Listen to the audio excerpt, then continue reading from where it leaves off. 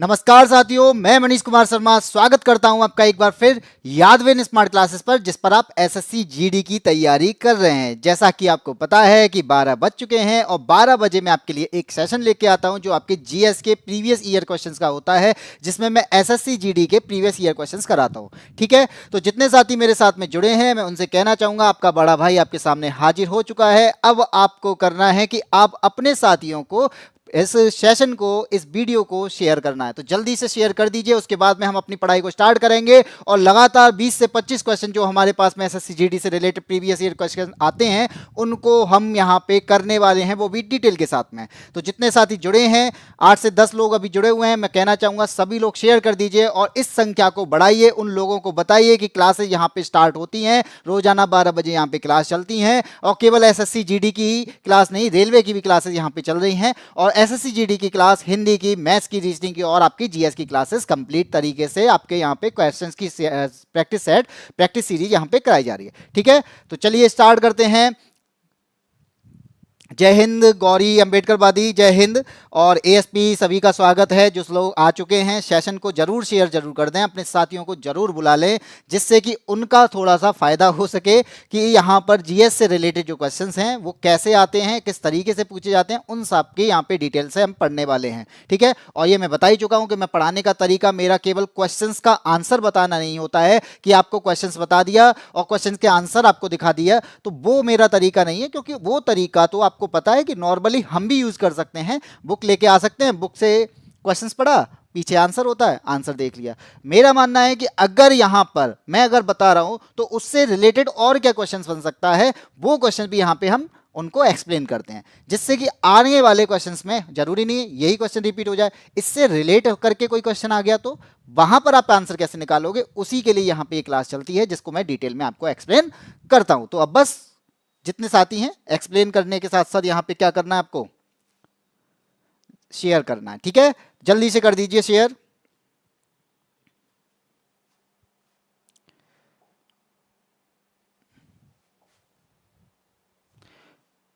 ये लो, आज स्टार्ट होने से पहले ही आपका ये हैंग हो गया। चलो आप थोड़ा सा वेट कर लो, 2 मिनट का वेट कर लो, मैं स्टार्ट करता हूं। ठीक है,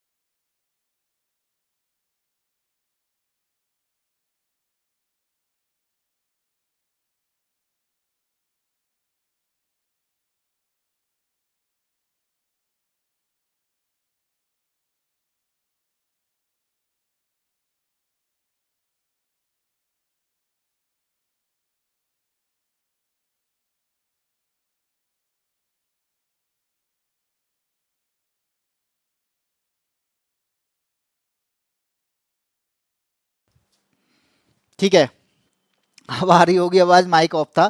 तो यहां पे पूछा गया है क्वेश्चन नंबर 1, दिल्ली का पहला सुल्तान कौन था जिसने नियमित सिक्के जारी किए तथा दिल्ली को अपने साम्राज्य की राजधानी को घोषित किया। ठीक है, तो यहां पे बताना है दिल्ली का ऐसा पहला सुल्तान जिसने नियमित सिक्के जारी किए और दिल्ली को राजधानी घोषित किया, इनमें से कौन सा था। आपके सामने चार ऑप्शन हैं। ए कहता है आपका नसीरुद्दीन मोहम्मद महमूद, बी कहता है इल्तुतमिश, सी है आराम शाह और डी कहता है बलबन। तो आपको आंसर देना है कि इनमें से क्या आंसर होगा। और यहां पे आंसर आ चुका है, गौरी का आंसर आया है सबसे पहले, बी ऑप्शन। भाई एएसपी आ गई होगी, माइक ऑफ हो गया था, कोई दिक्कत नहीं है, लेकिन अब आपके पास में वॉइस आ रही होगी। आंसर आ चुका है बी ऑप्शन, इल्तुतमिश। ठीक है, तो यहां पे जो आपने आंसर बताया वो बिल्कुल सही है कि इल्तुतमिश एक ऐसा राजा था या ऐसा सुल्तान था जिसने नियमित सिक्के जारी किए, दिल्ली को राजधानी घोषित किया। अगर मैं आपसे पूछूं कि इल्तुतमिश कौन से नंबर का शासक था, तो ये गुलाम वंश का तो शासक था ही, ये गुलाम वंश का शासक था ही, लेकिन गुलाम वंश में कौन से नंबर का था, तो गुलाम वंश का तीसरा शासक था। ठीक है, तो यह भी हमें मालूम होना चाहिए, गुलाम वंश का तीसरा शासक कौन था, वो था इल्तुतमिश। अब आप बता दीजिए कि गुलाम वंश की स्थापना किसने की थी और गुलाम वंश का पहला शासक कौन था या फिर दिल्ली का पहला सुल्तान कौन था। जल्दी से आंसर दीजिए, क्या आंसर होगा। मैं बताता हूं कि इल्तुतमिश ने क्या किया था, चांदी के जो सिक्के थे, जिन्हें क्या बोला जाता था, चांदी का टंका बोला जाता था। क्या बोला जाता, चांदी का टंका बनवाया। जो सिक्के हुआ करते थे उनका चांदी का जो होता था उसे टंका कहते थे, और तांबे का जो होता था, एक होता था तांबे का जिसे हम क्या कहते थे, तांबे का होता था जीतल। ये बात आप याद रखना कि चांदी का जो सिक्का था उसे हम टंका कहते थे और जो तांबे का था उसे जीतल कहा जाता था। सिक्कों पर जहां से बन के आते थे उस टकसाल का नाम भी हुआ करता था। तो मैंने पूछा दिल्ली का पहला शासक कौन था, ऋतु कुमारी ने आंसर दिया है, हाँ जी गौरी तीसरा है, बिल्कुल ऋतु कुमारी ने आंसर दे दिया ऐबक, बिल्कुल कुतुबुद्दीन ऐबक दिल्ली का पहला शासक था, या फिर कह सकते हैं गुलाम वंश का पहला शासक क्या था, कौन था, कुतुबुद्दीन ऐबक। तो आप लिख लो कि गुलाम वंश का पहला शासक या गुलाम वंश का पहला शासक कह लो, गुलाम वंश की स्थापना कह लो, दिल्ली सल्तनत का पहला शासक कह लो, वो कौन था, कुतुबुद्दीन ऐबक।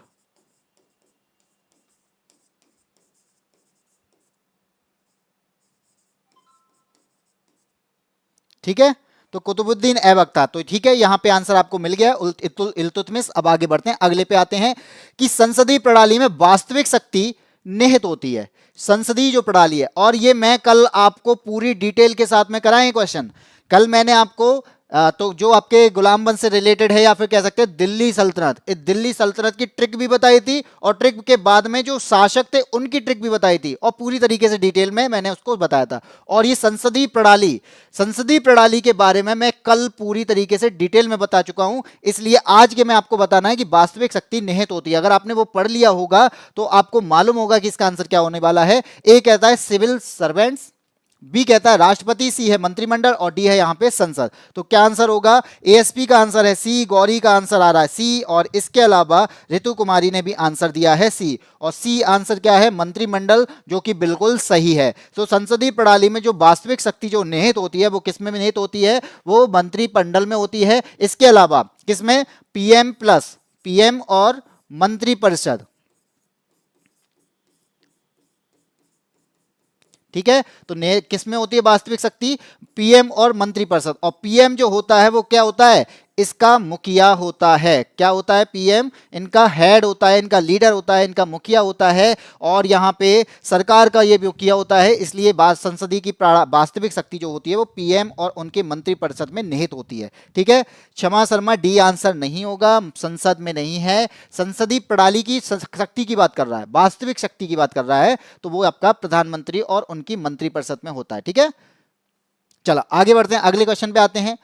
ये तो मुझे लगता है पता होना चाहिए, ये तो बहुत हम बचपन से ही पढ़ते आ रहे हैं कि एशिया सबसे बड़ा है। बाकी यहाँ पे एशिया तो नहीं है, लेकिन आप इसमें से बताना है कौन सबसे बड़ा है, तो बता दो। इसमें क्या बोल रहा है कि निम्नलिखित महाद्वीपों को क्षेत्रफल के अनुसार सही अवरोही क्रम में लगाइए। अब अवरोही क्रम क्या होता है, अवरोही क्रम क्या होता है, चलो यही बता दो अवरोही क्रम क्या होता है। तब तक आपके सामने लिखा है यूरोप, दूसरा है ऑस्ट्रेलिया, तीसरा दिया है अफ्रीका, चौथा दिया है दक्षिण अमेरिका, और इनको हमें अवरोही क्रम में लगाना है। और आपके सामने ऑप्शन है, तो क्या ऑप्शन होंगे,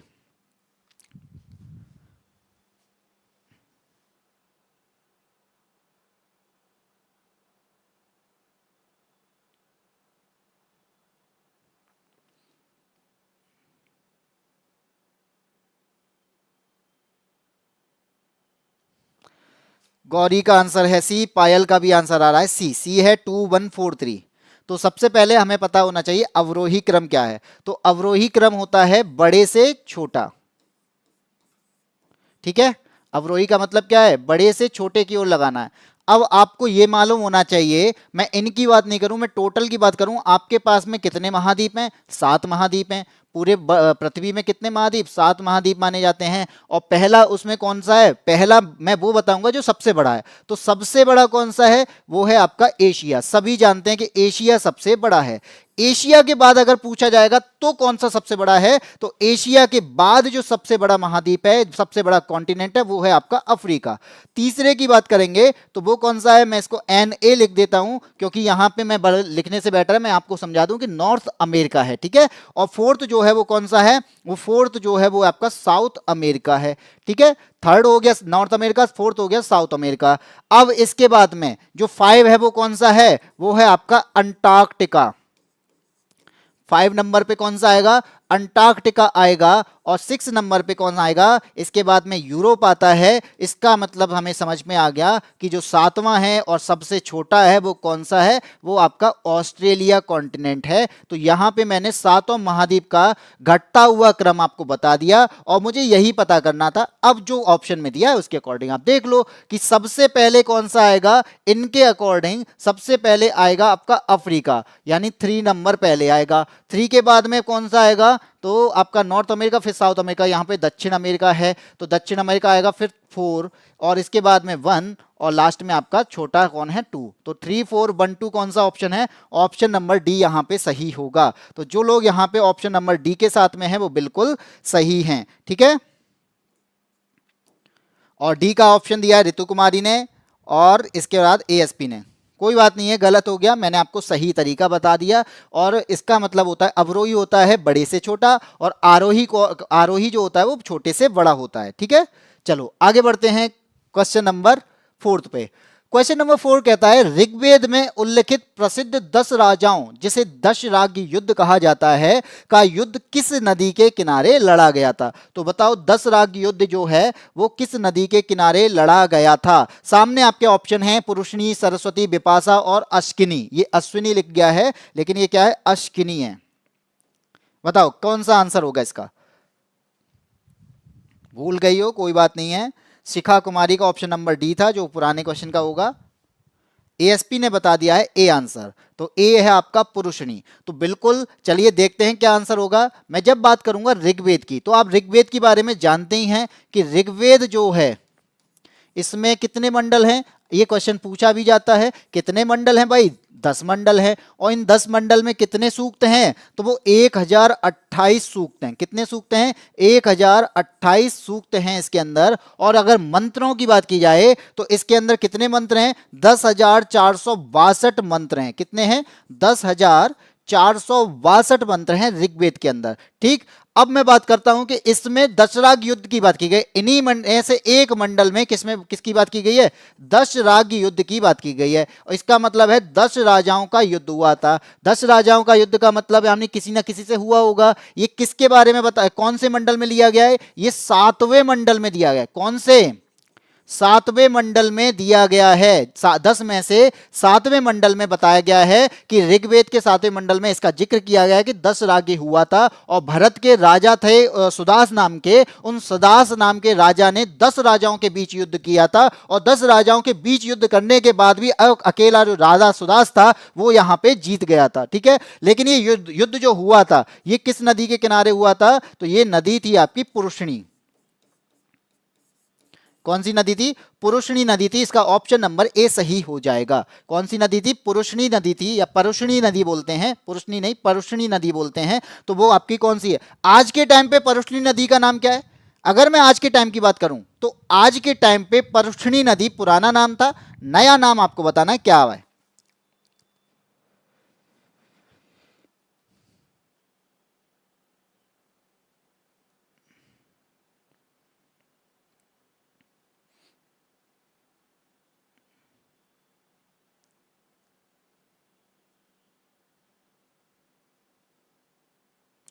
गौरी ने विपाशा बताया था, अच्छा। तो यहाँ पे क्या है मैं बता दूं कि पुरुषनी नदी का प्रेजेंट नाम में अगर आपसे पूछा नाम जाए तो नाम क्या है, वो रावी नदी है। क्या नाम है उसका, रावी नदी, जिसका पुराना नाम क्या हुआ करता था, पुरुषनी नदी हुआ करता था। अब सरस्वती विपाशा की बात की जाए तो विपाशा, विपाशा का नाम क्या हुआ है, ब्यास नदी कहते हैं। विपाशा का नाम जो है वो आज के टाइम पे क्या है, ब्यास नदी। और अस्किनी की मैं बात करूं तो अस्किनी प्रेजेंट टाइम में क्या है, अस्किनी का प्रेजेंट टाइम में चिनाब नाम है। क्या नाम है, चिनाब नदी नाम है। तो ये जो नाम है ये आपके पुराने नाम है, और जो मैंने यहां बताए हैं वो आपके नए नाम है, आपके नहीं, नदी के। हाँ जी, रावी। आगे बढ़ते हैं, अगले क्वेश्चन पे आते हैं। अगला क्वेश्चन आपसे क्या कहता है, अगला क्वेश्चन कहता है कि निम्नलिखित में से किसे एशिया के ज्योतिपुंज के तौर पर जाना जाता है। एशिया का ज्योतिपुंज मतलब लाइट ऑफ एशिया, एशिया के ज्योतिपुंज के नाम से जाना जाता है। सामने आपके पास में चार ऑप्शन है, गौतम बुद्ध को बोला जाता है, महात्मा गांधी को बोला जाता है, महावीर स्वामी को, या फिर स्वामी विवेकानंद को।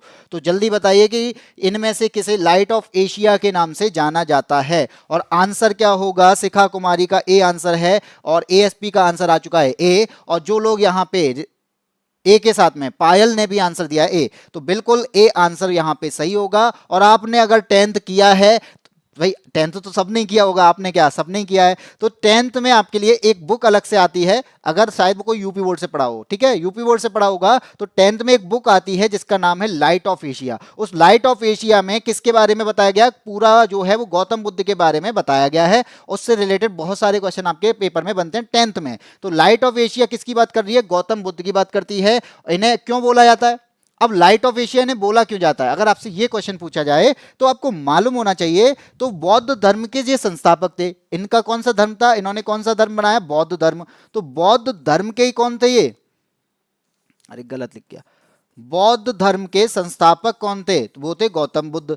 अब बौद्ध धर्म तो बन गया, बना लिया, अब इसके बाद में क्या होगा, इसका प्रचार प्रसार भी तो किया जाएगा, इसका प्रचार भी तो किया। अब प्रचार जो किया वो केवल इंडिया में नहीं किया, कहां, भारत में ही नहीं, इसके अलावा ये इन्होंने दक्षिण पूर्व एशिया में कहा, तो पूर्व एशिया में भी इसका क्या किया, प्रचार किया। और प्रचार करने के बाद में आप बहुत देखते हो कई सारे देश बौद्ध धर्म से रिलेटेड हैं, तो वो यहां पर जो बाप के वेस्टर्न जो विद्वान हुआ करते थे उन लोगों ने इन्हें लाइट ऑफ एशिया के नाम से बोला। कोई बात नहीं है, चलो आगे बढ़ते हैं, क्वेश्चन नंबर 6 पे आते हैं। जब राजा वोडियार ने मैसूर राज्य की स्थापना की, वोडियार ने मैसूर राज्य का बनाया, आपके सामने एक क्वेश्चन यहां पे खुद बन गया कि वोडियार ने क्या बनाया, राजा वोडियार ने मैसूर राज्य की स्थापना की। ठीक है, एक क्वेश्चन तो आपको यहां से मिल गया, स्थापना की। तब विजयनगर साम्राज्य का शासक कौन था, दूसरा क्वेश्चन क्या है, विजयनगर साम्राज्य का शासक कौन था उस टाइम पे जब मैसूर की स्थापना की थी वोडियार ने। तो यहां पे ऑप्शन है सदाशिव, तिरुमल, रंगाद्वितीय और वेंकट द्वितीय। बताइए क्या आंसर होगा, विजयनगर साम्राज्य का उस टाइम पे शासक कौन था जब मैसूर की स्थापना की थी, और मैसूर की जो स्थापना की थी वो किसने की थी, राजा वोडियार ने की थी। तो यहां पे क्वेश्चन पूछा गया है कि उस टाइम पे शासक कौन था। बता दीजिए क्या आंसर होने वाला है, जल्दी बताओ। अमन, क्या बात है अमन, एएसपी का तुक्का, 6 का सी, सिक्का तुक्का है रंगादुती, रंगा नाम से तो गुंडे होते हैं। गौरी का शायद सी। चलो मैं बताता हूं, वोडियार ने क्या किया था, मैसूर राज्य की स्थापना की थी। ठीक है, मैसूर राज्य की जो स्थापना की थी उसके बाद में विजयनगर साम्राज्य का शासक पूछा गया है। तो उस टाइम पे पहले तो मैं बताता हूं, विजयनगर साम्राज्य की स्थापना की बात करते हैं। विजयनगर साम्राज्य जो है, विजयनगर साम्राज्य जो था, अगर इसकी स्थापना पूछी जाए तो किसने की थी, आपको यह भी मालूम होना चाहिए। सबसे पहले तो यह मालूम होना चाहिए कि इसकी स्थापना किसने की थी। तो इसकी स्थापना किसने की, हरिहर और बुक्का ने की थी। किसने की थी, हरिहर और बुक्का ने की थी। चलो ये तो मान लिया कि विजयनगर साम्राज्य की स्थापना हमें पता चल गई। 1336 में इसकी स्थापना होती है, तुंगभद्रा नदी है उसके दक्षिणी किनारे पर इसको बनाया जाता है, और राजधानी जो इसका है हम्पी राजधानी बनाई जाती है। फिर क्या होता है, मैसूर राज्य आता है, मैसूर राज्य की स्थापना करते हैं वोडियार। लेकिन उस टाइम पे विजयनगर जो साम्राज्य था उसके राजा कौन थे, तो उसके राजा तो आपको यहां पे याद कर लेना, वेंकट द्वितीय थे। ठीक है, वेंकट सेकंड जो थे मैसूर के स्थापना के समय में वो राजा हुआ करते थे। ओके, भाई मैं तो बढ़िया हूँ भाई। अमन भाई। ऋतु कुमारी बी बता रहे हैं और पायल बता रहे हैं बी। बी नहीं, तिरुमल नहीं, वेंकट द्वितीय थे। ठीक है, आगे बढ़ते हैं अगले बार में अगले क्वेश्चन पे। निम्न में से कौन भारत में निर्मित युद्धक विमान है? इनमें से कौन भारत में निर्मित फाइटर जेट है? युद्धक विमान मतलब फाइटर जेट जो होते हैं उनका नाम है। ए कहता है आपका आकाश, बी कहता है तेजस, सी है विक्रांत और डी है अर्जुन। तो बता दीजिए इनमें से क्या होगा आंसर, कि भारत में निर्मित एयरक्राफ्ट कौन सा है, फाइटर जेट कौन सा है? चारों ऑप्शन में क्या आंसर होगा बताइए।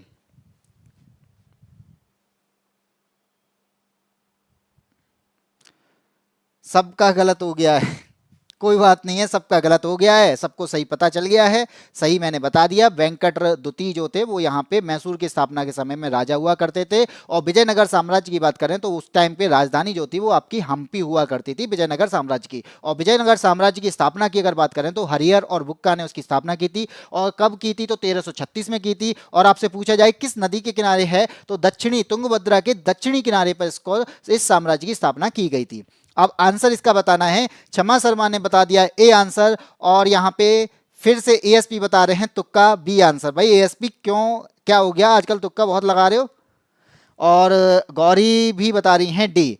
तो मैं आपको बता दूं, इनमें से पहले बात तो अगर फाइटर जेट की बात की जाएगी तो केवल एक ही फाइटर जेट है, आकाश मिसाइल है। विक्रांत जो है वो आपका शिप है, जो आपका ए आंसर।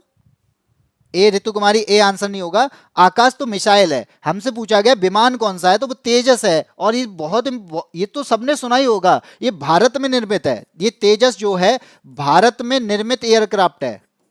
ठीक है, ये भारत में बनाया गया है और ये फोर्थ जनरेशन का है। कैसा है? फोर्थ जनरेशन का है, फोर्थ जनरेशन का है। और बनाया किसने अगर आपसे पूछ लिया जाए तो एरोनॉटिकल डेवलपमेंट एजेंसी है और HAL द्वारा निर्माण किया गया है। किसके द्वारा? HAL, हिंदुस्तान एरोनॉटिकल लिमिटेड के द्वारा इसका निर्माण किया गया है। हिंदुस्तान एरोनॉटिकल लिमिटेड के द्वारा इसका इस्तेमाल। आज सारे गलत हो रहे हैं, क्यों हो रहे हैं? आज क्या है, थोड़ा सा क्वेश्चंस को पढ़ो, क्वेश्चंस को समझो, उसके बाद आंसर दो। सारे गलत होने का तो रीजन कुछ और हो सकता है, क्योंकि सही तो होने चाहिए। मैंने अगर 5 क्वेश्चन कितने करा दिए, 7 कराए, तो 7 में से 2 या 1-2 तो गलत मैंने मान सकता हूँ कि 1-2 गलत हो सकते हैं, 2 या 3 गलत मान लो, लेकिन सारे बहुत ज्यादा हो गया। चलो आगे बढ़ते हैं, अगले पे आते हैं। अगला कहता है राष्ट्रीय उद्यमिता एवं लघु व्यवसाय विकास संस्थान। राष्ट्रीय उद्यमिता एवं लघु व्यवसाय विकास संस्थान कहां पर स्थित है, ये बताना है आपको कहां पर स्थित है। सामने ऑप्शन है नई दिल्ली, नोएडा, बंगलुरु और हैदराबाद है। इनमें से बताओ कौन सा आंसर सही होगा। इसे क्या कहते हैं? National institute for entrepreneurship and small business development.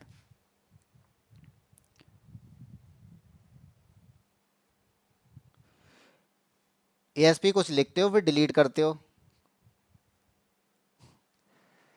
ठीक है, मुझे नहीं पढ़ा रहे हो, पता है मुझे। बाकी का यहाँ पे 4 ऑप्शन दिए गए हैं, चारों ऑप्शन में बताओ कि national institute for entrepreneurship and small business development का मुख्यालय कहाँ पर स्थित है, जो कि राष्ट्रीय उद्यमिता एवं लघु व्यवसाय विकास संस्थान कहलाता है। जल्दी से बताइए इसका। डी आंसर आ चुका है, एएसपी का आंसर डी है, क्षमा शर्मा का भी आंसर डी है। तो बिल्कुल दोनों के आंसर गलत हैं, आंसर होगा नोएडा में। तो राष्ट्रीय उद्यमिता और लघु व्यवसाय विकास संस्थान या व्यापार विकास संस्थान का आंसर क्या होगा? नोएडा होगा, ना कि हैदराबाद। ठीक है, चलो आगे बढ़ते हैं, अगले क्वेश्चन पे आते हैं। अगला क्वेश्चन क्या कहता है? अब आता है चारा, चारा अनुसंधान संस्थान, भारतीय घास एवं चारा अनुसंधान संस्थान, ये कहां पर है? बीकानेर, जबलपुर, भोपाल और झांसी। इसका आंसर दो।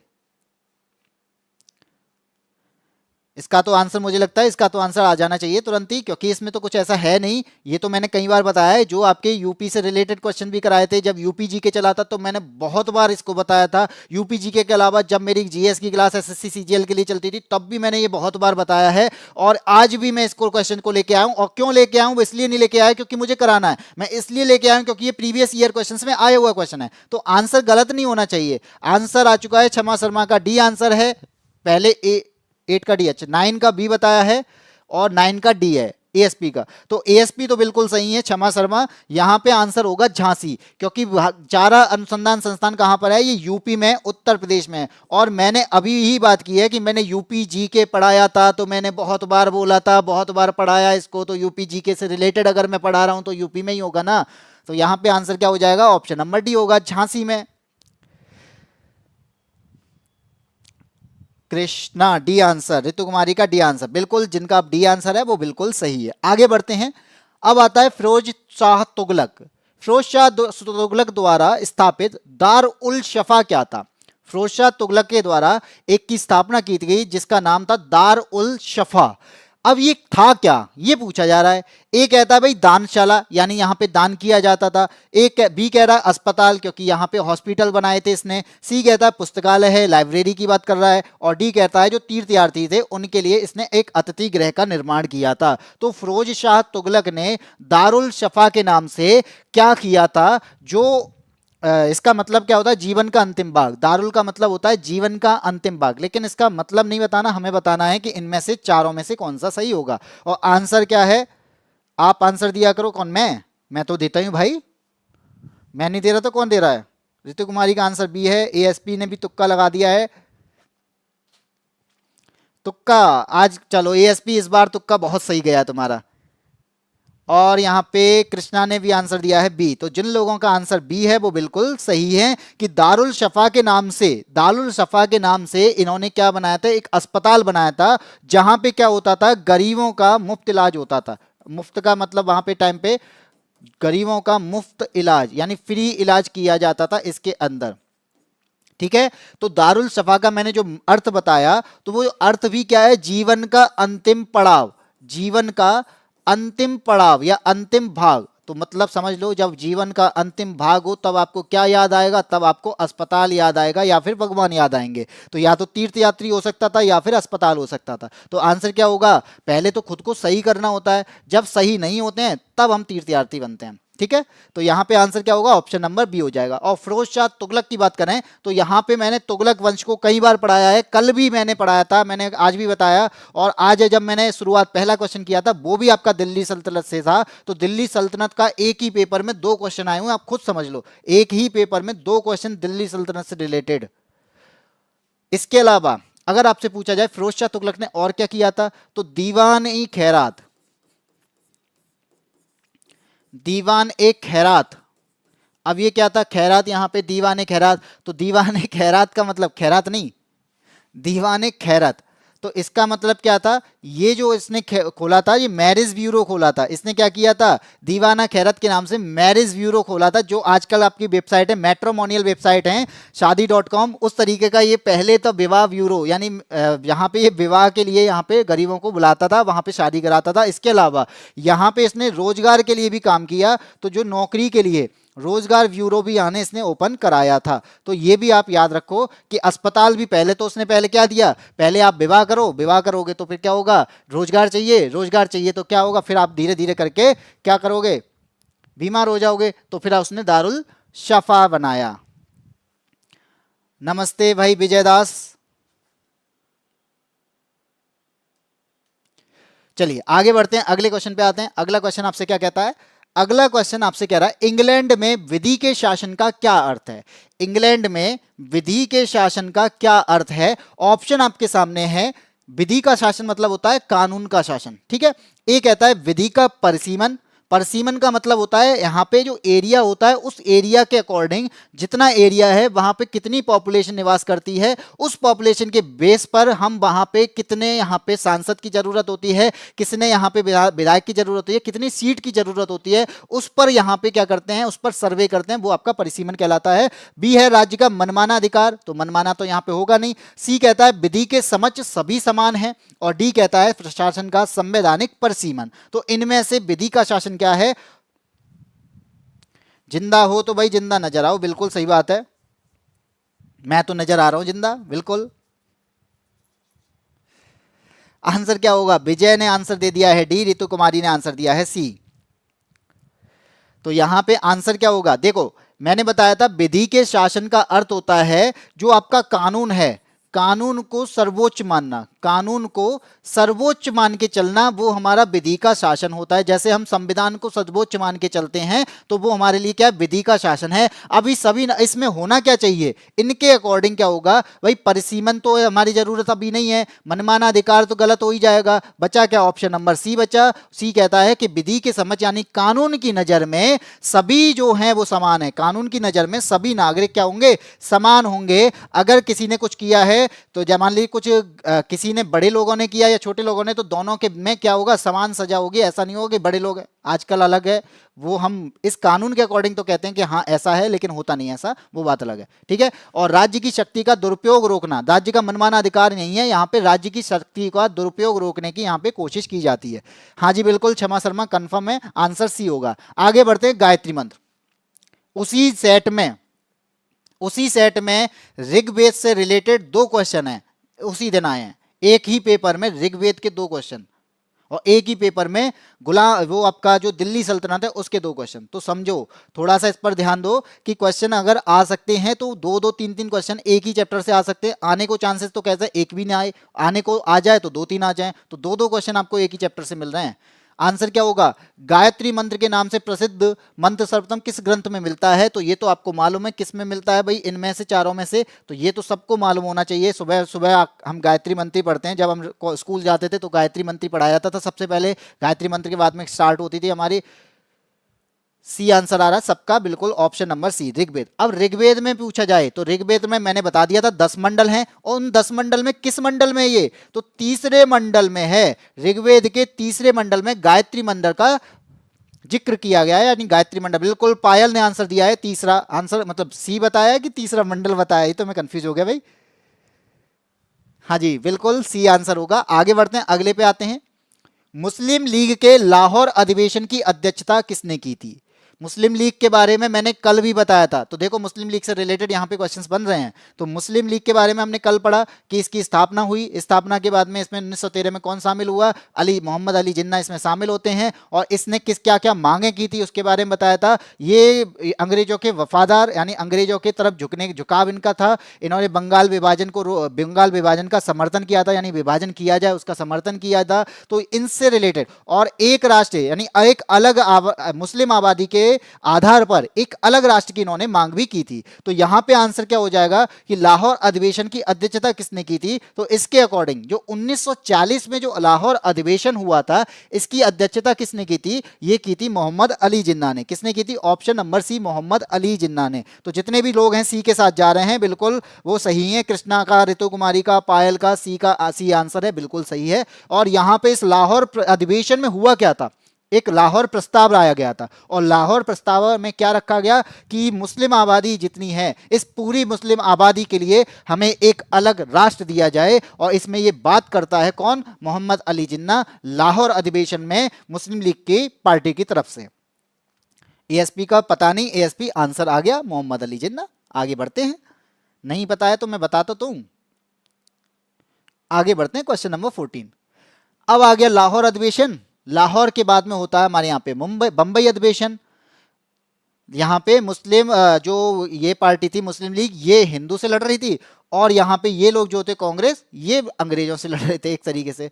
तो 1942 के कांग्रेस के बंबई अधिवेशन में किसके द्वारा अंग्रेजों भारत छोड़ो का प्रस्ताव पारित किया गया था? तो यहाँ पे भारत छोड़ो प्रस्ताव किसने पारित किया था, इसकी बात करते हैं। ए कहता है जवाहरलाल नेहरू ने, बी कहता है नरेंद्र देव ने, सी कह रहा है आपका राजेंद्र प्रसाद, और डी कहता है जेबी कृपलानी। तो इनमें से किसने बंबई अधिवेशन में अंग्रेजों भारत छोड़ो का प्रस्ताव पारित किया था? तो क्या आंसर होगा इसका?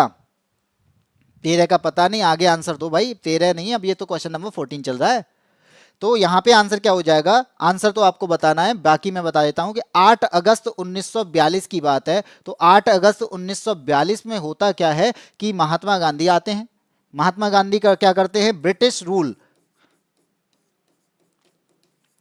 क्योंकि यहाँ पे सेकेंड वर्ल्ड वॉर भी खत्म हो गया था। उसके बाद में हमने क्या किया, महात्मा गांधी ने ब्रिटिशर्स को कहा था कि हमें क्या है, आप भारत को छोड़ने की बात करो। तो भारत कब छोड़ रहे हो, हमें एक राष्ट्र हमारा हमें छोड़ दो, यानी हमें छोड़ने का मतलब हमें अपना डोमिनियन वापस कर दो। तो होता क्या है, ब्रिटिश रूल को समाप्त करने के लिए, ब्रिटिश रूल को क्या करना है, समाप्त करना है। तो समाप्त करने के लिए गांधी जी ने भारत छोड़ो आंदोलन शुरू किया था। लेकिन इस आंदोलन को शुरू करने के लिए सबसे पहले क्या हुआ था, कांग्रेस का बॉम्बे अधिवेशन होता है, और उस अधिवेशन में एक प्रस्ताव लाया जाता है। उस प्रस्ताव को पारित करने वाला कौन था, और आंसर दिया है किसने, आंसर दिया है विजय दास बता रहे हैं सी, कृष्णा बता रहे हैं सी, एएसपी ने दिया है सी, और पायल ने बताया ए, और रितु कुमारी ने ए बताया। तो जितने लोग यहाँ पे ए के साथ हैं वो बिल्कुल सही हैं, क्योंकि जवाहरलाल नेहरू ने बॉम्बे अधिवेशन में भारत छोड़ो प्रस्ताव पेश किया था, और भारत छोड़ो प्रस्ताव पेश करने के बाद में महात्मा गांधी ने ब्रिटिश रूल को समाप्त करने के लिए वहां पर भारत छोड़ो आंदोलन शुरू किया था। भारत छोड़ो प्रस्ताव और भारत छोड़ो आंदोलन, जब आंदोलन की बात आएगी तो महात्मा गांधी, और प्रस्ताव की बात आएगी तो जवाहरलाल नेहरू। ठीक है, तो यहां पे आंसर क्या हो जाएगा, जवाहरलाल नेहरू।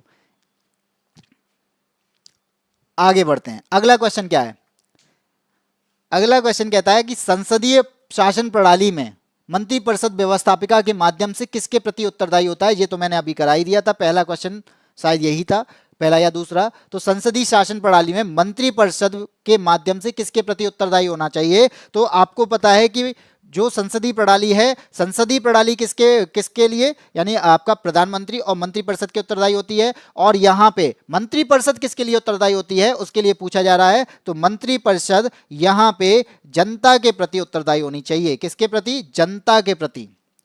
तो मंत्रिपरिषद किसके प्रति उत्तरदायी होती है, जनता के प्रति उत्तरदायी होती है। भाई क्या हो गया कृष्णा, क्या परेशानी हो गई, कैसे उदास हो, किस बात से उदास हो गए भाई। कृष्णा का आंसर आ चुका है बी, और एएसपी का आंसर आ चुका है बी, तो बिल्कुल बी आंसर यहां पे सही है। आगे बढ़ते हैं, क्वेश्चन नंबर 16, किसने कहा था तिलक भारतीय अशांति के जनक हैं। इनमें से बताओ किसने कहा था कि जो तिलक हैं, और तिलक कौन है, तिलक हैं आपका लोकमान्य गंगाधर तिलक। और उन तिलक को क्या बोला गया कि वो भारतीय अशांति के जनक है, शांति के नहीं अशांति के जनक हैं। और इनमें से बताना है कि किसने ये बात कही थी, किसने हरकत करी थी। ए कहता है कि वी चिरोल, बी कहता है लुई फिशर, सी है वेब मिलर, और डी है लॉर्ड रीडिंग। तो इनमें से किसने कहा था कि जो तिलक हैं लोकमान्य गंगाधर तिलक हैं, ए भारतीय अशांति के जनक हैं, बता दीजिए क्या आंसर होगा। और आंसर आया है प्रताप का बी आंसर, रितु कुमारी 15, अच्छा बी, कृष्णा का आंसर आया बस 16 का बी, और एएसपी बता रहे हैं 16 का ए। तो यहां पे आंसर क्या होगा, देखो यहां पे बात आ रही है किसने कहा था, तो ये कहा था चिरांद ने, बी चिरोल, सॉरी चिरांद नहीं चिरोल इनका नाम है वैलेंटाइन चिरोल। और इन्होंने तिलक को, जो आपके गंगाधर तिलक हैं, इनको भारतीय अशांति का जनक कहा था। और यहां पे ठीक है, ये बात किसने कही थी, चिरोल ने। बाकी मैं बता दूं, तिलक को, जो हमारे तिलक साहब हैं, गंगाधर तिलक हैं, तो इनको लोकमान्य की उपाधि दी गई, लोगों के प्रिय थे ये, तो लोकमान्य की उपाधि इनको मिली। इसके अलावा इनको क्या किया, इन्होंने और क्या किया था, तो इन्होंने इनको गांधी ने, जो गांधी जी हैं, उन्होंने क्या किया, गांधी ने क्या किया था, आधुनिक भारत का निर्माता कहा। तिलक को आधुनिक भारत का निर्माता कहने वाले कौन थे, वो थे आपके गांधी जी।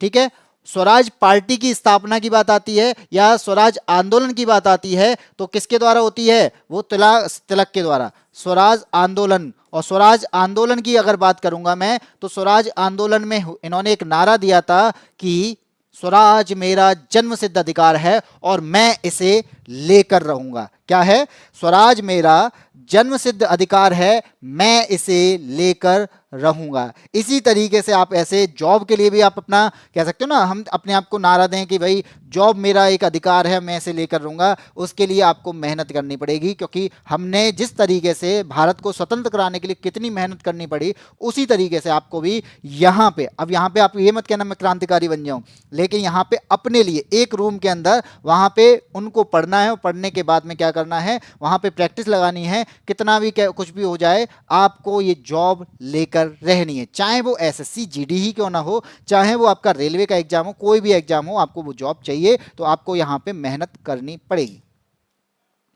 ठीक है, जिनका बी आंसर ए आंसर है वो बिल्कुल सही है। आगे बढ़ते हैं, क्वेश्चन नंबर 17 पे आते हैं। माउंटबेटन योजना किसका आधार बनी थी? माउंटबेटन जो कि आपके यहाँ पे वायसराय हुआ करते थे, वायसराय जो थे आपके भारत के वायसराय माउंटबेटन, और ये कौन से थे? अंतिम वायसराय थे। इनके बाद में वायसराय जो था वो खत्म हो गया, यानी जो रोल था ये खत्म हो गया। इसके बाद में उन्होंने, यानी ये माउंटबेटन एक योजना लाए गए थे छोड़ने से पहले। तो इस किसके लिए थी? ए कहता है ब्रिटिश शासन की निरंतरता का, बी कहती है सत्ता के हस्तांतरण का आधार था, सी कहता है देश के विभाजन का आधार था, और डी कहता है सांप्रदायिक समस्याओं के समाधान का ये आधार था। तो इनमें से क्या आंसर सही होगा? माउंटबेटन योजना किसके लिए लाई गई थी? 1923। विजय दास का आंसर है ऑप्शन नंबर सी, और पायल का भी आंसर आ चुका है ऑप्शन नंबर सी। तो जो लोग सी के साथ में हैं वो बिल्कुल सही हैं कि माउंटबेटन योजना जो है वो देश के विभाजन के लिए लाई गई थी। यहाँ पे हमारे, यानी यहाँ दो डोमिनियन की बात की गई थी। एक डोमिनियन जो था वो धर्म के आधार पर बांटा गया था, और दूसरा जो डोमिनियन था वो कहा गया था, वो कह सकते हैं सी, हाँ जी सी है, सी ही आंसर है। तो वो आपका एक जो डोमिनियन था वो धर्म के आधार पर है, और भारत जो है वो धर्म के आधार पर नहीं, पहले बांटा गया लेकिन बाद में मना कर दिया कि भारत में कोई सारे धर्म यहाँ पे रह सकते हैं। ठीक है, तो ये जो डोमिनियन बांटे गए पहले, तो ये किसके लिए आधार पर बांटे गए? धर्म के आधार पर, लेकिन बाद में महात्मा गांधी ने इसका मना कर दिया था। तो भारत की बात करें तो माउंटबेटन योजना जो थी वो देश के विभाजन के टाइम पे आई थी, देश के विभाजन करने के लिए लाई गई थी। और भारत के जो अंतिम वायसराय की बात आती है तो लॉर्ड माउंटबेटन भारत के अंतिम वायसराय भी थे। आगे बढ़ते हैं, अगले क्वेश्चन पे आते हैं। अगला क्वेश्चन है चौक पूर्णा, ये क्या है? जय हिंद मानवेंद्र सिंह, जय हिंद भाई मानवेंद्र। तो यहां पे बात आती है चौक पूर्णा भारत के किस क्षेत्र की लोक कला है? ये एक लोक कला है, चौक पूर्णा जिसे बोलते हैं, वो कहां की लोक कला है ये बात पूछी जा रही है। उत्तर प्रदेश की है, मध्य प्रदेश की है, छत्तीसगढ़ या बिहार की? तो चौक पूर्णा होता क्या है? मानवेंद्र ने आंसर दे दिया है सी, और विजय दास भी आंसर बता रहे हैं सी, वो है छत्तीसगढ़। तो चौक पूरने की अगर मैं बात करूं तो चौक पूरना ये कहाँ की कला है? ये मैं नॉर्मली बता दूं, जो शुभ अवसर होते हैं, जो हमारे यहाँ पे कोई अगर फेस्टिवल आ रहा हो या कोई शुभ अवसर हो, तब हम वहाँ पे क्या करते हैं, एक इस परंपरा का यूज करते हैं। जो हमारी जमीन होती है, जमीन का मतलब भूमि होती है, इस भूमि पर हम क्या करते हैं, कोई ना कोई एक चित्रकारी करते हैं, जिसे हम रंगोली भी बना देते हैं, या फिर हम किसी किसी का चित्र बनाते हैं, या कुछ बनाते हैं, या फिर हम उसका पूजन करने के लिए करते हैं। तो यहाँ पे आंसर क्या होगा? मेरे यहाँ चलता है भाई, सबके यहाँ चलता होगा। जो लोग यहाँ पे भाई यूपी से हो, यूपी के बारे में तो जाना करो कि चौक पूर्णा ये कहाँ का चक्र, कहाँ की परंपरा है? ये परंपरा जो है वो आपके उत्तर प्रदेश की परंपरा है। ये उत्तर प्रदेश में जब भी कोई त्योहार आता है तो सबसे पहले घर के आंगन में चौक बनाया जाता है। उत्तर प्रदेश में घर के आंगन में चौक बनाया जाता है। उस चौक बनाने के बाद में, जैसे मान लो मैंने बोला होली आती है, होली आई तो होली पे क्या होगा? होली एक मान लो हमारे लिए शुभ अवसर है, हमारा एक त्योहार है। त्योहार पे क्या किया हमने? घर के आंगन में चौक बनाया, और चौक बनाने के बाद में वहां पे होलिका को रखते हैं। इसी तरीके से तो करते हैं, तो वहां पे होलिका को रखते हैं। या देव उठान होता है, देव उठान पे क्या करते हैं? तो देव को उठाने से पहले वहां पे चौक को पूरते हैं, यानी चौक से कुछ ना कुछ बनाते हैं। इसके अलावा दिवाली होती है, तो दिवाली के टाइम पे जब गणेश और लक्ष्मी को बैठाया जाता है उससे पहले चौक बनाया जाता है। तो यहां पे मैं बता दूं कि ये कहां की लोक परंपरा है, ये आपकी ये कला कहां की है? ये उत्तर प्रदेश की है। चलिए, सबके यहाँ पे चलता होगा भाई, जो यूपी से हैं वो सबके यहाँ पे, सबके यहाँ चलता होगा। अब बात आती है जलियांवाला बाग हत्याकांड। तो जलियांवाला बाग हत्याकांड के विरोध में, जलियांवाला बाग हत्याकांड होता है उसका विरोध किया जाता है, ये तो आपको मालूम है। बाकी निम्नलिखित में से किसने वायसराय की कार्यप्रणाली से, यानी कार्य परिषद से त्यागपत्र दे दिया था? तो वायसराय के अंडर में जो वर्क करता है ना, उसमें से त्यागपत्र दे दिया था इनमें से किसी ने। तो वो कौन था? एक है रविन्द्रनाथ टैगोर, बी है मदन मोहन मालवीय, सी है आपका सर शंकर नायर, और डी कहता है कि इनमें ये सभी हैं। तो सारे ही यहाँ पे सही हैं। तो बता दीजिए यहाँ पे कौन सा सही होगा कि जलियांवाला हत्याकांड हुआ था, उसके विरोध में वायसराय की कार्यकारी परिषद से इस्तीफा दे दिया था। और विजय दास बता रहे हैं यहाँ पे ऑप्शन नंबर डी, और प्रताप ने बताया है रविन्द्रनाथ टैगोर। प्रताप एएसपी ना पढ़ने का असर है भाई, पढ़ना ना पढ़ने का असर है तो यहाँ पे पढ़ाई तो हो रही है, आप पढ़ लो। अभी तक नहीं पढ़े कोई दिक्कत नहीं, अब पढ़ लो। जब पढ़ कहते हैं ना जब जागो तब सवेरा, तो आज से पढ़ना स्टार्ट कर दो। आज के लिए अपना लक्ष्य बना लो। ये जरूरी थोड़ी है कि भाई 4 साल पहले 10 साल पहले हम पढ़े थे। अगर आज भी लग रहा है आपको कि मैं जॉब पा सकता हूं तो आज से स्टार्ट कर दो बस। D answer, D answer, D answer. तो जो लोग यहाँ पे इस ऑप्शन के अकॉर्डिंग जा रहे हैं ना, तो ये इस ऑप्शन के अकॉर्डिंग यहाँ पे गलत है। ऑप्शन नंबर सी यहाँ पे सही होगा, शंकर नायर यहाँ पे आंसर होगा। तो जो लोग सी के साथ में, कोई सी के साथ में गया ही नहीं है या डी के साथ में है सभी लोग, केवल एएसपी हैं जिन्होंने डी के साथ नहीं गए, लेकिन वो उनका भी आंसर गलत है, वो ए के साथ है। ठीक, तो यहां पे आंसर क्या होगा, सर शंकर नायर थे जो वायसराय की कार्यकारी परिषद में थे। इन्होंने भी इस्तीफा दे दिया था जब जलियांवाला बाग का हत्याकांड हुआ था। ठीक है, और क्या हुआ था, रविन्द्रनाथ टैगोर की बात करें तो रविन्द्रनाथ टैगोर ने भी तो कुछ किया था। तो रविन्द्रनाथ टैगोर को अंग्रेजों ने नाइटहुड की उपाधि दी थी, नाइटहुड की उपाधि दी थी। तो नाइटहुड की उपाधि इन्होंने त्याग दी थी, इस हत्याकांड के बाद में इन्होंने इस उपाधि को त्याग दिया था। ठीक है, अब नाइटहुड की उपाधि क्या होती है, तो आपने देखा होगा नाम के आगे जो सर लगाया जाता है, तो वो सर जो लगाया जाता है ना, वो नाइटहुड की उपाधि के लिए लगाया। अगर मुझे नाइटहुड की उपाधि मिल जाए तो मेरे आगे सर लगा, मेरे पीछे जो सर लगाते हो मनीष सर, वो आपका टीचर के लिए है। लेकिन नाइटहुड की बात आती है तो सर मनीष हो जाता। यस, इतना फर्क होता है। लेकिन मुझे तो पता नहीं मिलेगी कि नहीं मिलेगी, नहीं मिलेगी वैसे तो। सी आंसर हो गया। चलो अब आंसर मिल गया है। बाकी जलियांवाला बाग हत्याकांड कब हुआ था तो सब जानते हैं, 13 अप्रैल 1919 को, रॉलेट एक्ट के विरोध में। यहाँ पे जो वहां पे सर्जेंट मदद करने वाला। चलो आगे बढ़ते हैं। भारतीय संविधान के निम्नलिखित अनुच्छेदों में किसके अंतर्गत विधान परिषद की स्थापना या समाप्ति की व्यवस्था की गई है। तो विधान परिषद जो होता है, तो विधान परिषद का गठन और उसको समाप्त करना भारतीय संविधान के किस आर्टिकल में दिया गया है, इसकी बात आ रही है। सर मनीष चलिए वो तो पता नहीं होगा नहीं, लेकिन आप हम खुद ही लगा लेते हैं भाई, इसी की बात करते हैं अब। तो नाइटहुड की उपाधि तो पता नहीं मिलने वाली है, हमें मालूम है, ऐसा हम कुछ कर नहीं पाए अभी। भारतीय संविधान के निम्नलिखित अनुच्छेदों में किसके अंतर्गत विधान परिषद की स्थापना या समाप्ति की व्यवस्था की गई है, इसकी बात करते हैं। तो आर्टिकल इनमें से कौन सा होगा कि यहाँ पे जो विधान परिषद है उसको गठन किया जाए और उसके समाप्त कर दिया जाए, तो कौन सा आर्टिकल होगा इसके अकॉर्डिंग। तो वो आर्टिकल जो होगा वो कौन सा होगा, वो आर्टिकल हो जाएगा आपका 169। 169 आर्टिकल है। और यहाँ पे संसद को यह अधिकार दिया गया है कि संसद जो है वो क्या करेगी, वो विधान परिषद का गठन कर सकती है और उसे समाप्त भी कर सकती है। तो विधान परिषद का गठन भी करना इसके हाथ में है और इसको समाप्त भी करना किसके हाथ में है, वो भी इसी के हाथ में है। तो ठीक है, और जो विधान परिषद होता है, विधान परिषद की अगर मैं बात करूं तो जैसे आपका संसद में आपका राज्यसभा है, वैसा ही काम विधान परिषद का होता है। जैसे आपका राज्यसभा कैसा है, उच्च सदन है, तो विधान परिषद भी कैसा है, उच्च सदन है। ठीक है, तो यहां पे उच्च सदन कौन सा है, वो विधान परिषद होता है। दोनों सदनों की जो बैठकों से चुनी स्थायी समिति जो होती है वो इसी में होती है। हाँ जी बिल्कुल, कृष्ण मैदान, कृष्णा, सबका आप सही है। चलो आगे बढ़ते हैं, अगले क्वेश्चन पे आते हैं। अगला क्वेश्चन आपसे क्या कह रहा है, अगला क्वेश्चन कहता है हमारे संविधान के किस भाग में 3 सोपानों में पंचायतें बनाने की परिकल्पना की गई है। तो किस सोपान में, सोपान का यहाँ पे क्या मतलब है, भाग का मतलब है, किस भाग में 3 सोपानों में पंचायतें बनाने की परिकल्पना की गई है। सोपान का मतलब है स्तर, 3 स्तरीय। ठीक है, तो ए कहता है भाग 9, भाग 10, भाग 11, भाग 12। बताओ कौन सा आंसर होगा, कि कौन सा यहां पे आंसर होगा। शिवम वर्मा बता रहे हैं 11 यानी सी आंसर। भाग 4 प्रताप का आंसर है भाग 4। भाग 4 तो है ही नहीं इसमें, भाग 4 कहां से दे दिया वही, और मेरे और यहां पे ई ऑप्शन बना लिया अपनी तरफ से। तो यहां पे आंसर क्या मैं बता दूं कि आपका एक होता है 73वां संविधान संशोधन।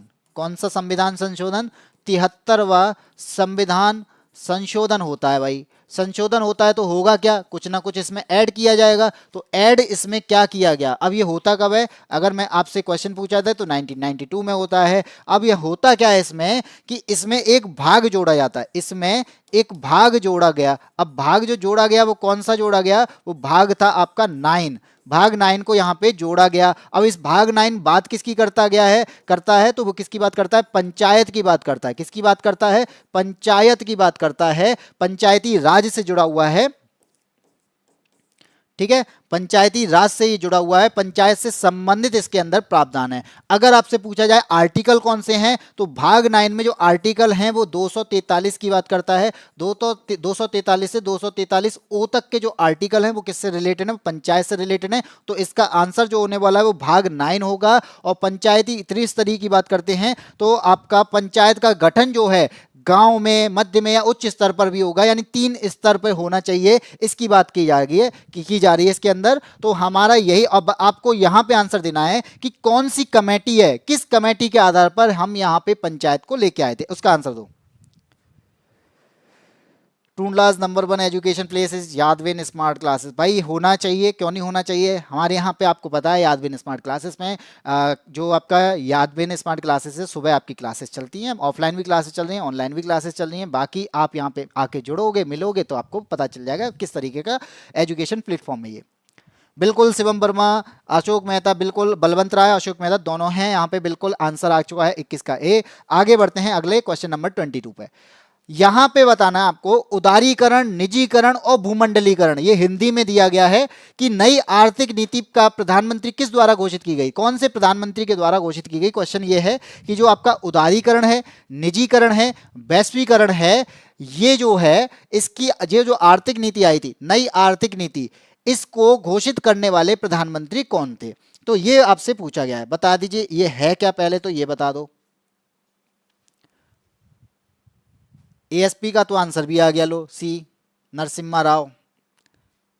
यहां पे मैं बता दूं ये है क्या, ये बात करता है एलपीजी की।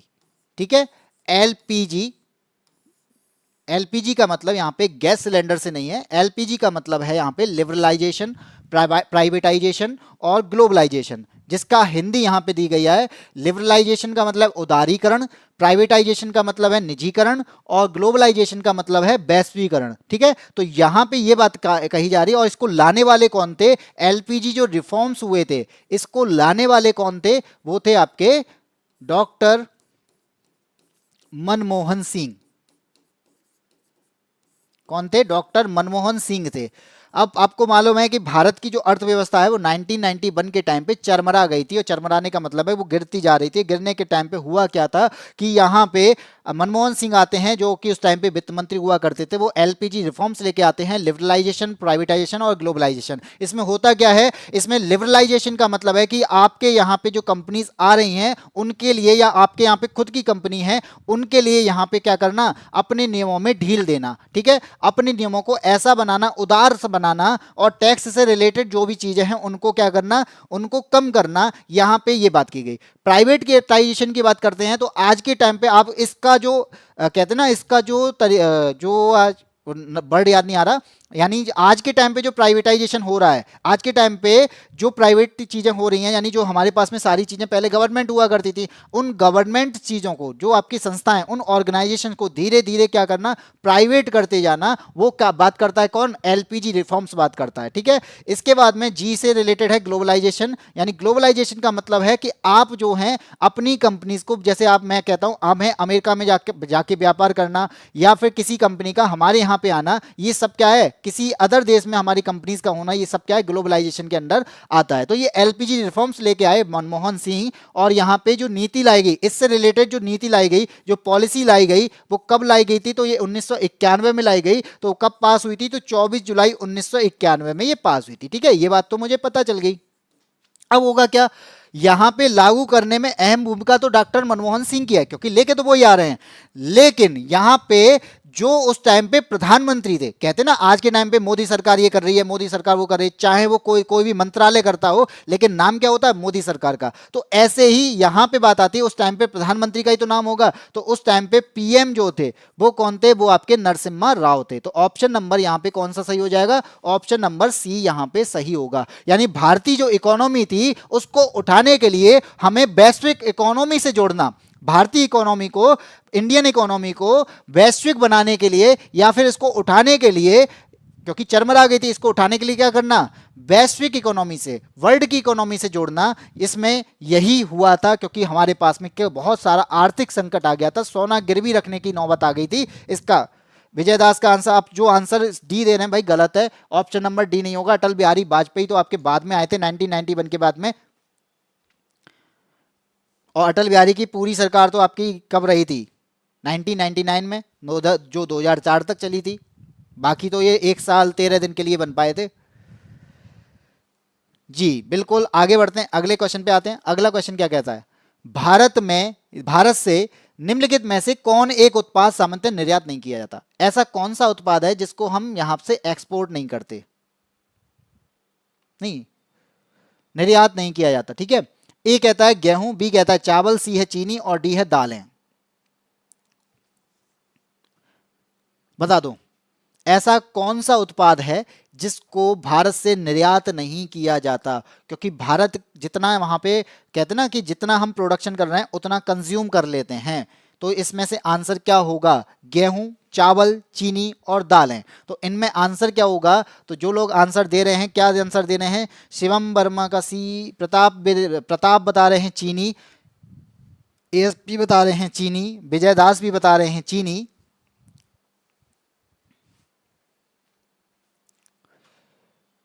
और रवि भाई बता रहे हैं, पायल बता रहे हैं, रवि भाई पूछ रहे हैं, बता नहीं रहे हैं भाई। ये सारी चीजें इस पे बात होंगी। ये जो नंबर है 7017037746, इस पे अगर बात होगी तो ज़्यादा बेटर रहेगी, क्योंकि यहाँ की ये बातें यहाँ पे बस ऑनलाइन की बातें करें वो ज़्यादा बेटर रहेगा। तो आपको मालूम है कि ऑनलाइन में अभी हमारे पास में 19-20 स्टूडेंट अभी प्रेजेंट में देख रहे हैं। टोटल देखने की बात करते हैं तो ये 100-200-500 तक पहुंच जाती है। ये इसी में हम खुश हो जाते हैं, लेकिन आप हमें खुश करना चाहते नहीं है क्योंकि आप अपने लोगों को शेयर कर ही नहीं रहे हो। पायल का आंसर आ चुका है ऑप्शन नंबर डी। तो यहाँ पे आंसर, जो लोग डी आंसर दे रहे हैं वो बिल्कुल सही हैं कि दालें यहाँ पे हमारे भारत से निर्यात नहीं की जाती। और दालों का सोर्स अगर किया, दालों की बात करें तो दालों में ये किसका सोर्स है? ये प्रोटीन का मुख्य सोर्स है, प्रोटीन का सोर्स है। इसमें क्या मिलता है? प्रोटीन मिलता है। और भारत विश्व में दाल का सबसे बड़ा उत्पादक है। भारत जो है दाल का सबसे बड़ा उत्पादक है, सबसे ज़्यादा प्रोडक्शन हमारे यहाँ पे दालों में सबसे ज़्यादा होता है। डी आंसर, अब आंसर आ चुका है। अब आगे बढ़ते हैं, अगले क्वेश्चन पे आते हैं। पारिस्थितिकी तंत्र के जैविक घटकों में कौन सा उत्पादक घटक है? पारिस्थितिकी तंत्र जो है, इकोलॉजी जो है, उसके जैविक घटकों में कौन सा उत्पादक घटक है? उत्पादक मतलब जिससे प्रोडक्शन होता है। ए कह रहा है गाय, बी है मोर, सी है बाघ और डी है यहाँ पे हरे पौधे। तो आपको मालूम होना चाहिए जो पारिस्थितिकी तंत्र है जिसे इकोलॉजी कहते हैं, इकोलॉजी में आपके टर्म होते हैं। एक होता है आपका उत्पादक जिससे उत्पाद उत्पन्न होते हैं, दूसरा होता है उपभोक्ता जो इसको कंज्यूम करते हैं, जो इसे खाते हैं, तीसरा क्या होता है अपघटक, अगर उससे कोई चीज खराब हो जाती है, बच जाती है, गल जाती है, सड़ जाती है तो उसको भी तो खाने वाला कोई होना चाहिए। तो तीसरा होता है अपघटक। सबसे पहले क्या? उत्पादक जो कि प्रोडक्शन करते हैं, प्रोडक्ट बनाते हैं। दूसरा होगा उपभोक्ता जो उस प्रोडक्ट का कंज्यूम करते हैं, यूज करते हैं। और तीसरा होता है अपघटक, जब उस चीज का यूज हो जाए या फिर खत्म हो जाए वो चीज, या फिर वो चीजें थी नहीं या खत्म हो जाए, मतलब मर जाता है कोई भी, जैसे चाहे प्राणी ही क्यों ना हो, तो उसको अपघटन करने के लिए यहाँ पे अपघटक का यूज होता है। जो सड़ा हुआ होता है, जो सड़ जाता है, उस कार्बनिक पदार्थ को खाने वाला कौन होता है? वो अपघटक होते हैं। जो प्रकृति में तत्व जो होते हैं उनको पुनर्चक्रित करते हैं या फिर कह सकते हैं रिसाइकिल करने के लिए इनका यूज किया जाता है। जैसे आपका गिद्ध है, गिद्ध क्या है? अपघटक में आता है। गिद्ध क्या करता है? अगर कोई जानवर मर जाता है तो मरने के बाद में उसको खाने वाला कौन है? उसको खाने वाला गिद्ध होगा। क्यों? तब वो क्या होगा? गिद्ध को खाने, गिद्ध की बात करेंगे तो वो गिद्ध ने उसने खा लिया, या फिर छोटे छोटे जो कीड़े पड़ जाते हैं ना वो खाते हैं।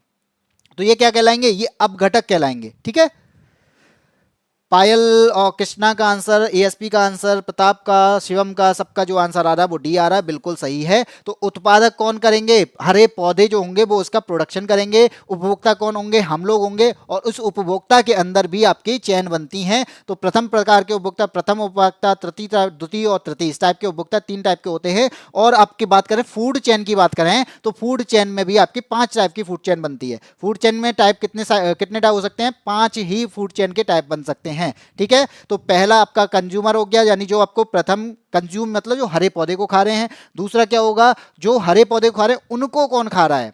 जैसे मैंने बोला प्रथम में उस कौन आएगा? तो प्रथम में आगे हरे पौधे, सॉरी उत्पादक में आगे हरे पौधे। प्रथम में कौन आएगा? हम तो इसमें आने ही वाले नहीं है। प्रथम में कौन आएगा? जो हरे पौधे को खा रहे हैं। जैसे आपका हाथी है, हाथी के अलावा और कौन है? जिराफ है। तो ये लोग क्या कर रहे हैं? जिराफ है, उसके अलावा जो हरे पौधे और कौन खाता है भाई? मैं खुद भूल गया। बकरी है, गाय है। तो ये हरे पौधे को ये खाते हैं। ठीक है, अब इनको जैसे बकरी है, इन चीजों को खाने वाला, अब खाने को तो इंसान भी बकरी को खाता है, लेकिन इसको खाने वाला कौन आएगा? द्वितीय में आएगा, सेकंड चेन बनेगी। ठीक है, सेकंड चेन में आपका कौन आएगा? मांसाहारी लोग आते हैं। मांसाहारी का मतलब जो मांसाहार करते हैं, वो आपका शेर आएगा, वो इसके अंदर आएगा। तीसरे में जो आएगा वो सर्वाहारी आएगा। इस तरीके से आपकी चेन बनती है। विजयदास महंत, चलो आप बस आगे बढ़ते हैं। विलुप्त होने वाली प्रजातियों की सूचीबद्धता, यानी जो विलुप्त हो जाती है, जो प्रजाति विलुप्त हो रही हो या विलुप्त होने वाली हो, लुप्त हो चुकी हो, लुप्त होने वाली हो, इसके लिए एक लिस्ट बनती है। उस लिस्ट को बनाने वाला इनमें से कौन है, यानी किस लिस्ट में उसको सूचीबद्ध किया जाता है, ये पूछ रहा है। तो बनाने वाला कौन है? तो वो बनाने वाला है IUCN। ठीक है, और IUCN की एक लिस्ट होती है जिसका नाम क्या है? Red list. और इस रेड लिस्ट में कौन से आते हैं? जो विलुप्त हो जाते हैं, जिन्हें कहते हैं लुप्त प्राय, या तो लुप्त प्राय होंगे जो लुप्त हो चुके हैं, या फिर क्या होंगे? संकटग्रस्त, यानी लुप्त होने वाले होंगे जिनको हम बचा सकते हैं, संकटग्रस्त। और एक होता है गंभीर संकटग्रस्त, कि जो कुछ दिन बाद आपके लुप्त ही हो जाएंगे। तो इस तरीके के जो प्राणी होते हैं वो आपकी इस लिस्ट में आते हैं। तो इसका तो आंसर आपका हो गया ऑप्शन नंबर बी। जैसे मैंने बोला कि गिद्ध किस में आते हैं? गिद्ध आते हैं संकटग्रस्त में, या फिर कहते हैं गंभीर रूप से संकटग्रस्त में आते हैं। तो इसका मतलब है कि वो धीरे धीरे कम होते चले जा रहे हैं, तो उनको बचाने का काम किया जाता है। उनको बचाने के लिए हम वल्चर कंजर्वेशन बनाते हैं। तो जो लुप्त होने वाले हों, जैसे एक टाइम पे एक क्या आया था? प्रोजेक्ट टाइगर लेके आए। प्रोजेक्ट टाइगर क्यों लेके आए? क्योंकि वो लुप्त होने की स्थिति में आने ही वाले थे, इसलिए हम प्रोजेक्ट टाइगर लेके आए। और उस प्रोजेक्ट टाइगर में क्या किया गया? उस प्रोजेक्ट टाइगर में उनको बचाने के लिए क्या किया? हमने उनकी ब्रीडिंग सेंटर बनाए, और ब्रीडिंग सेंटर बना के आज हम क्या कर रहे हैं? टाइगर की जनसंख्या को बढ़ा रहे हैं। वो क्या है? क्योंकि ये प्रकृति है, इस प्रकृति में सबकी जरूरत है, डाइवर्सिटी के लिए इन सबकी जरूरत है। जिस तरीके से हम उत्पादक, उपभोक्ता और हमने अपघटक देखे, उसी तरीके से इनमें भी इन सब लोगों की, यानी हमें सारे प्राणियों की जरूरत होती है। इस वजह से यहां पे इन लोगों को बचाने के लिए एक लिस्ट बनाई जाती है और उनको बचाने के प्रयास किए जाते हैं। जो भी आपके यहां पे प्रोजेक्ट चल रहे हैं, चाहे वो प्रोजेक्ट टाइगर हो, प्रोजेक्ट लायन हो, प्रोजेक्ट एलिफेंट हो, उसका मतलब यही है कि हमें उनको बचाना है, उनको बचाने पर काम करना है।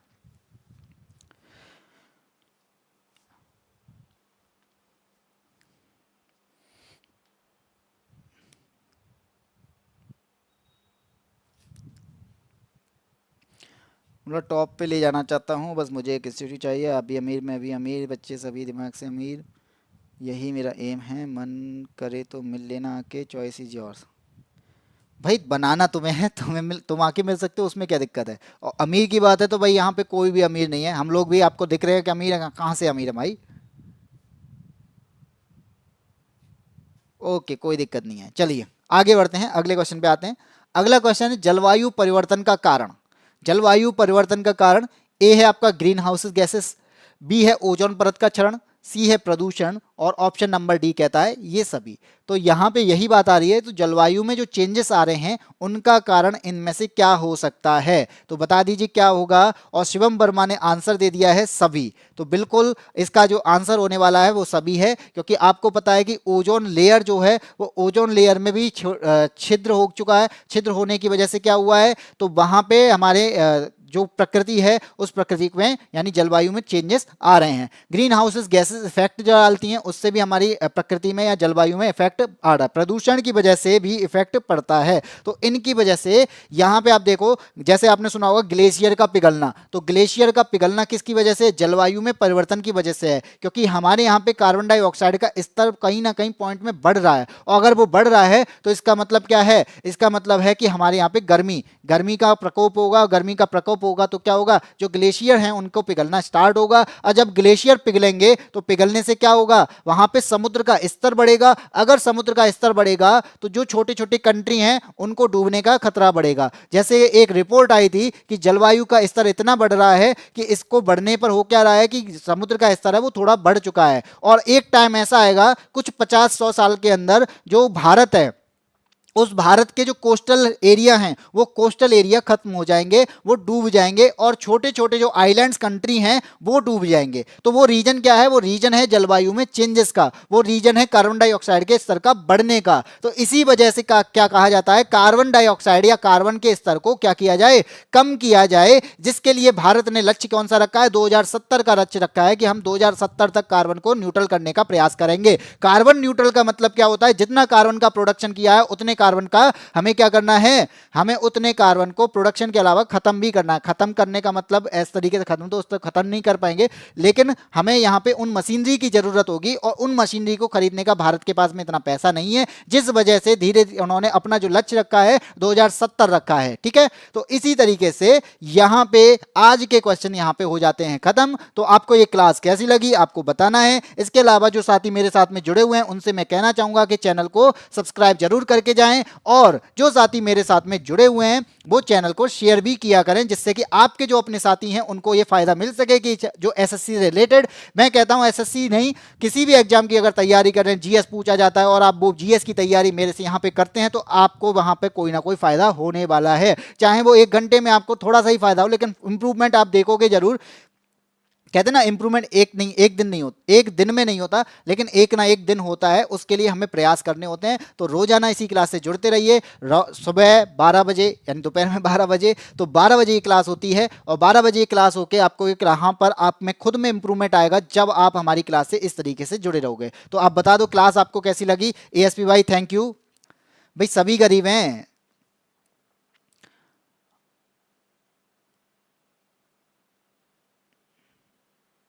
चलिए आज की क्लास में इतना ही रखते हैं, बाकी फिर मिलते हैं शाम को। अगर आप क्लास लेना चाहते हैं तो शाम को मेरी एक और क्लास होती है जिसमें मैं रेलवे की साइंस को करा रहा हूँ, और रेलवे की साइंस में मैंने फिजिक्स को कराना स्टार्ट किया, और फिजिक्स में भी मैंने चैप्टर वाइज क्वेश्चंस कराने स्टार्ट किए हैं जो रेलवे के प्रीवियस ईयर में आए हुए क्वेश्चन है। आप उन क्वेश्चंस को भी देख सकते हैं, और वहां पे अपने साइंस के चैप्टर को, साइंस के पोर्शन को और अच्छा कर सकते हैं, क्योंकि रेलवे में सबसे ज्यादा पोर्शन जो पूछा जाता है वो साइंस का पूछा जाता है, क्योंकि साइंस वहां पे बहुत एक इंपॉर्टेंट रोल निभाती है, जिस वजह से। थैंक यू विजय दास भाई। तो सर बस इतना ही है। चैनल को सब्सक्राइब जरूर कर देना, और विजय दास भाई एएसपी हैं जितने साथी मेरे साथ जुड़े हुए हैं वो चैनल को शेयर भी कर दिया करें, जिससे कि आपके साथियों को फायदा मिल सके। आपको खुद को पता होगा कि कौन सा तैयारी कर रहा है कौन नहीं कर रहा है। जो तैयारी कर रहा है आप उनके पास में आसान तुरंत भेज सकते हैं। आज के टाइम पे करना क्या है, कोई भेजना यहाँ से ऐसा थोड़ी ना किसी को उठा के लेके जाना होता है। आपको क्या करना है, उठाना है, कॉपी करना है, यहाँ से शेयर करना है। शेयर कैसे करेंगे, स्टेटस पे डाल के कर सकते हैं, डायरेक्ट भेज सकते हैं, तो आप अपने स्टेटस पे लगा सकते हैं, और आप अपने दोस्तों को डायरेक्ट भी बता सकते हैं। ठीक है, तो आज की क्लास में इतना ही, बाकी फिर मिलते हैं कल 12 बजे इतने ही टाइम पे एसएससी जीडी के एक नए प्रैक्टिस सेट के साथ में। तब तक के लिए जय हिंद जय भारत।